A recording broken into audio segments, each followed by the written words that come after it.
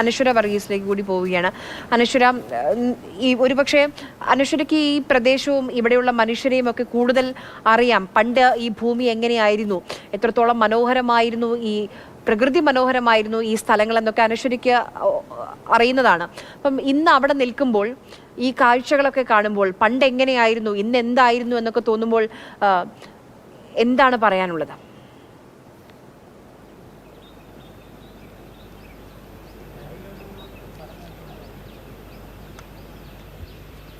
ആര്യ, സത്യത്തിൽ ഈ പുഞ്ചിരിമട്ടം ഒരു പ്രകൃതി രമണീയമായ ഒരു സ്ഥലമായിരുന്നു. ഈ 29-ാം തീയതി വരെ, 28-നും 29-നും ഇവിടെ കനത്ത മഴയായിരുന്നു. വയനാട്ടിൽ കനത്ത മഴയാണ്, ഓറഞ്ച് അലേർട്ടൊക്കെ പ്രഖ്യാപിച്ചിരിക്കുകയായിരുന്നു. പക്ഷേ ആ മഴയത്ത് പോലും ഈ പുഞ്ചിരിമട്ടത്തിൻ്റെ ഒരു ദൃശ്യചാരുത എന്നൊക്കെ നമ്മൾ പറയില്ല, അത്രയ്ക്ക് ഭംഗിയായിരുന്നു. പക്ഷേ പ്രകൃതി കുറച്ചൊക്കെ അവശേഷിപ്പിച്ചിട്ടുണ്ട്. ഇവിടെയെല്ലാം ഈ പച്ചപ്പുകളൊക്കെ ഇപ്പോഴും ബാക്കി നിൽക്കുന്നുണ്ട്. ഈ പ്രദേശങ്ങളിലെല്ലാം കാണാമായിരിക്കാം.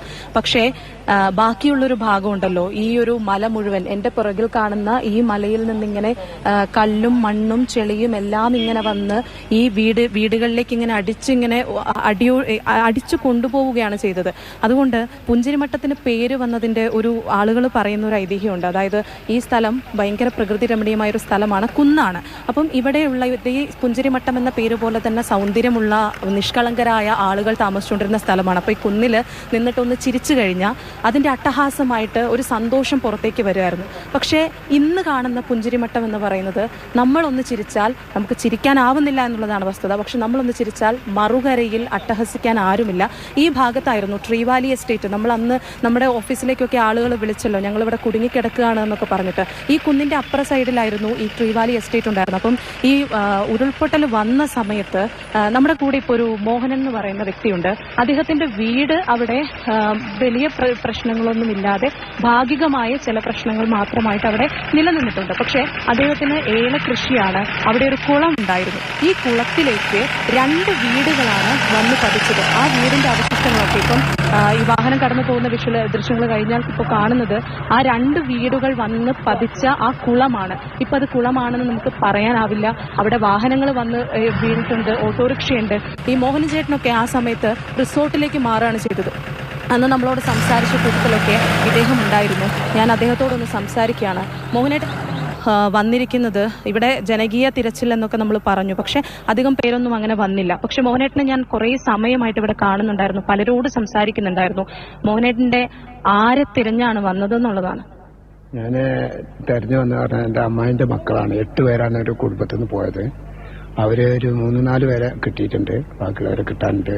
പിന്നെ അപ്പോൾ അവരെ ഒരു ഭാഗങ്ങൾ എവിടെയാണെന്നുള്ള കിടക്കണ അറിയാൻ വേണ്ടിയിട്ടാണ് നമ്മൾ വന്നത്. അപ്പോൾ നമ്മൾ അതിൻ്റെ ആ വീട് കിടക്കണതിൻ്റെ ഒരു ഭാഗം കാണിച്ചു കൊടുക്കാൻ വേണ്ടിയിട്ടാണ് ഇപ്പോൾ പഞ്ചായത്തിൽ നിന്ന് നമ്മൾ ആ ക്യാമ്പിൽ നിന്നിട്ട് നമ്മൾ അങ്ങോട്ട് കൊണ്ടുവന്നത്. അപ്പോൾ അതിൻ്റെ ആ ഏരിയ ഒന്ന് കാണിച്ചു കൊടുക്കാൻ വേണ്ടിയിട്ട് ഇപ്പോൾ ഇറ്റാച്ചി വന്നിട്ട് തെരഞ്ഞ് നോക്കാന്ന് പറയുന്നത്. സാറുമാരെല്ലാവരും സഹകരിക്കാന്ന് പറഞ്ഞിട്ടുണ്ട്. എത്ര പേര് ശരിക്കും കാണാനുണ്ട്? ഇപ്പോൾ ഏകദേശം ഇനിയിപ്പോൾ ഒരു 3-4 പേരെ നമുക്ക് കിട്ടാനുണ്ട്. ബാക്കി എല്ലാവരും കിട്ടി. പിന്നെ തായ്ക്കുട്ടിയമ്മ എന്ന് പറയും, അമ്മയാണ്, എൻ്റെ അമ്മയാണ്. പിന്നെ അവരെ നാരായണനെ കിട്ടി, സാന്ത്വനെ കിട്ടി, പിന്നെ സുബ്രഹ്മണ്യനെ കിട്ടി, പിന്നെ ബബിതനെ കിട്ടാണ്ട്, പിന്നെ അതിൽ വേറെ ഒരാളും കൂടെ കിട്ടാണ്ട്. ഇപ്പോൾ കിട്ടി മനസ്സിലാവുന്നില്ല. അവരെല്ലാവരും കിട്ടാണ്ട് കുറച്ച് പേരൊക്കെ കിട്ടിയിട്ടുണ്ട്.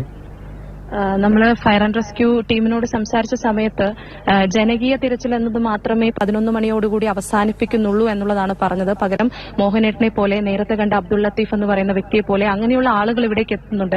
ഞങ്ങളുടെ ഉറ്റവരും ഉടയവരൊക്കെ ഇവിടെ ഉണ്ടായിരുന്നു എന്ന് പറഞ്ഞ് സ്ഥലം ഇങ്ങനെ കാണിച്ചു കൊടുക്കുന്നുണ്ട്. ഇവരുടെ ഏകദേശ ധാരണയിലാണ് ഈ സ്ഥലം കാണിച്ചു കൊടുക്കുന്നത്.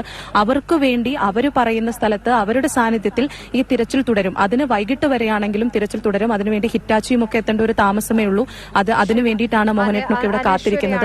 ഹിറ്റാച്ചിയൊക്കെ എത്തിക്കഴിഞ്ഞുള്ള വിവരങ്ങളും ദൃശ്യങ്ങളും ഒക്കെ കാണിച്ചു തന്നത് ഏറെ സങ്കടമുള്ള കാഴ്ചകളാണ്. ഇവിടെ എൻ്റെ വീടുണ്ടായിരുന്നു, ഇവിടെയാണ് എൻ്റെ പ്രിയപ്പെട്ടവർ താമസിച്ചിരുന്നത്, ഇതായിരുന്നു എൻ്റെ ഉപജീവന മാർഗം, ആ ചെളിയിൽ പൂണ്ട് കിടക്കുന്ന ഓട്ടോറിക്ഷ ഓടിച്ചാണ് ഞാൻ എൻ്റെ കുടുംബത്തെ പോറ്റിയിരുന്നതെന്നൊക്കെ മനുഷ്യർ പറയുമ്പോൾ തിരിച്ച് എന്ത് വാക്ക് പറഞ്ഞ് അല്ലെങ്കിൽ എന്ത് പറഞ്ഞ് ആശ്വസിപ്പിക്കാനാണ് അവരെയൊക്കെ.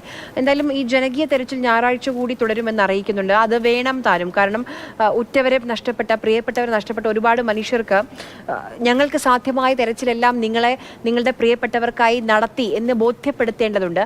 ആ ബോധ്യപ്പെടുത്തൽ കൂടിയാണ് ഈ ജനകീയ തെരച്ചിൽ.